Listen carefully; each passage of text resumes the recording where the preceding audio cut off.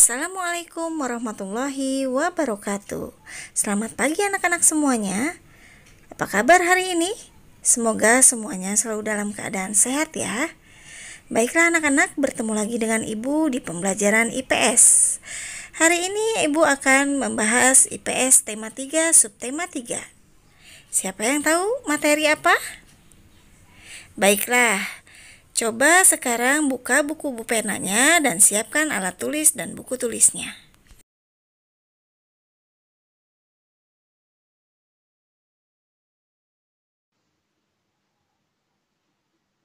Baiklah anak-anak, pagi ini Ibu akan membahas materi mengenai yang pertama adalah peran teknologi dalam perubahan masyarakat di bidang ekonomi yang ada di buku Bupena halaman 194.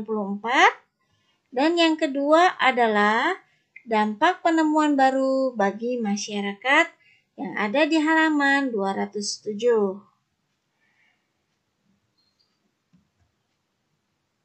Tujuan pembelajaran hari ini adalah yang pertama, agar Ananda memahami peran teknologi dalam kegiatan produksi.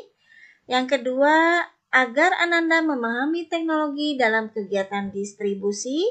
Yang ketiga adalah agar Ananda bisa mengidentifikasi dampak penemuan baru bagi masyarakat.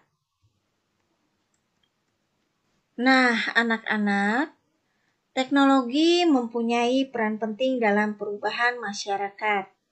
Kemajuan teknologi membawa perubahan pada berbagai bidang kehidupan.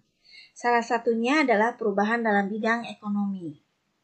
Saat ini, kegiatan ekonomi yaitu produksi dan distribusi sudah menggunakan teknologi yang maju.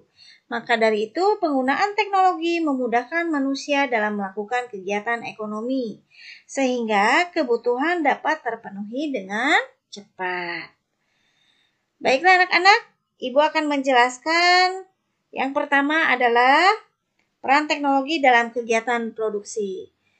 Bagaimana penjelasannya?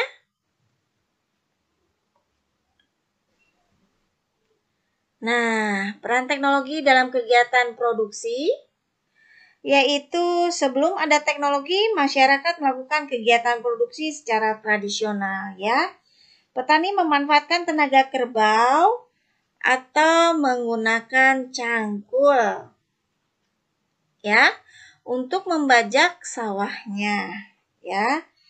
Nah, setelah panen, padi ditumbuk menggunakan alu dan lesung. Kegiatan ini membutuhkan tenaga lebih besar dan waktu lebih lama, sehingga pemenuhan kebutuhan memerlukan waktu yang lama. Saat ini, sebagian besar petani sudah menggunakan teknologi dalam bertani. Petani menggunakan traktor untuk menggarap sawahnya. Mereka juga menggunakan mesin penggilingan untuk mengolah padi menjadi beras. Teknologi tersebut memudahkan kegiatan produksi padi. Pekerjaan petani pun menjadi lebih ringan dan cepat selesai. Teknologi mengubah cara yang selama ini dilakukan oleh para petani. Sebelum adanya teknologi, petani bekerja sama untuk membajak sawah. Masa panen diputuskan melalui musyawarah. Semenjak ada teknologi, budaya kerjasama dan musyawarah mulai hilang. Petani dapat membajak sawah sendiri menggunakan traktor. Nah, yang kedua adalah peran teknologi dalam kegiatan distribusi. Kemajuan teknologi juga berperan besar dalam kegiatan distribusi atau penyebaran hasil produksi. Salah satunya adalah berkat kemajuan teknologi transportasi. Kegiatan produksi seperti pertanian dan industri biasanya berada di luar perkotaan. Hasil produksi pun seringkali hanya dapat dinikmati oleh warga sekitarnya. Warga di wilayah lain membutuhkan waktu yang lama untuk dapat menikmati hasil produksi tersebut. Hal ini disebabkan oleh pengangkutan hasil produksi masih terbatas hanya menggunakan alat transportasi yang sangat sederhana. Bisa kalian lihat, itu ada sarana transportasi seperti pedati, beca, atau sepeda. Keadaan ini menyebabkan barang menjadi langka. Kebutuhan masyarakat tidak semuanya dapat terpenuhi.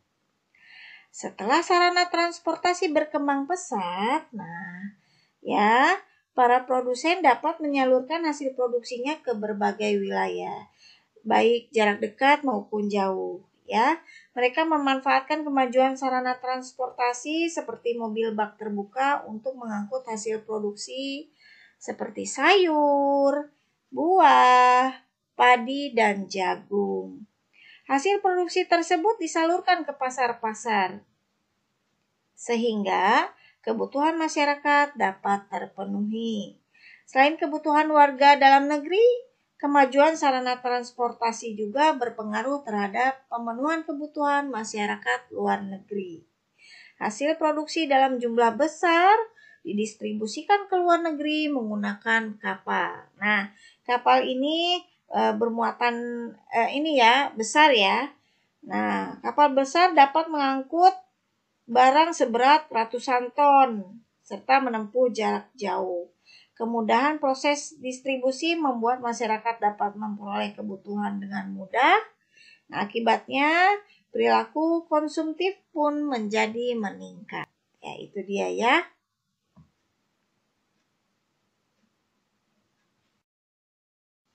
Baiklah anak-anak, materi selanjutnya adalah mengenai dampak penemuan baru bagi masyarakat.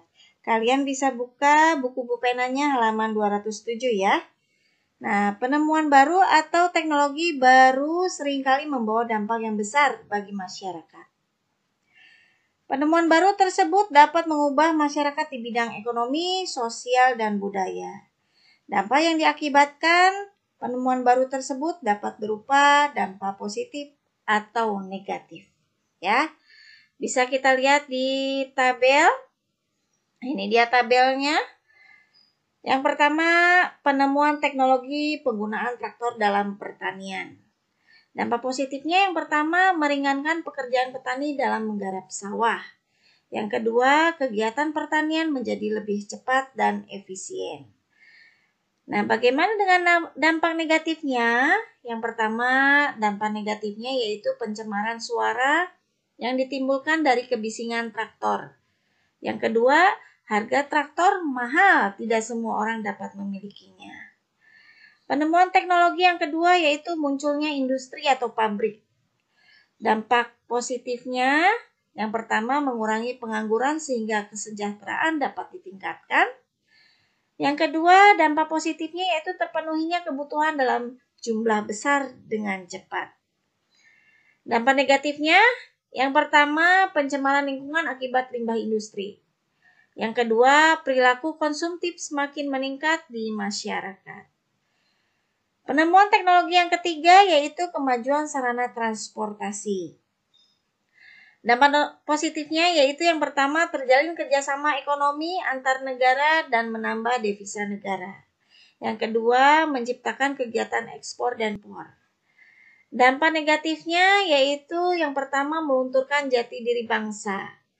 Yang kedua lebih menyukai barang buatan luar negeri daripada buatan dalam negeri. Nah itu ya, jadi dampak penemuan baru bagi masyarakat.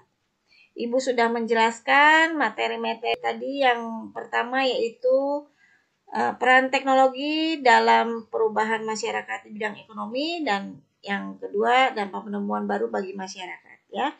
Nah, sekarang kalian siap-siap menerima tugas dari Ibu ya. Disiapkan buku tulis dan alat tulisnya. Baiklah anak-anak.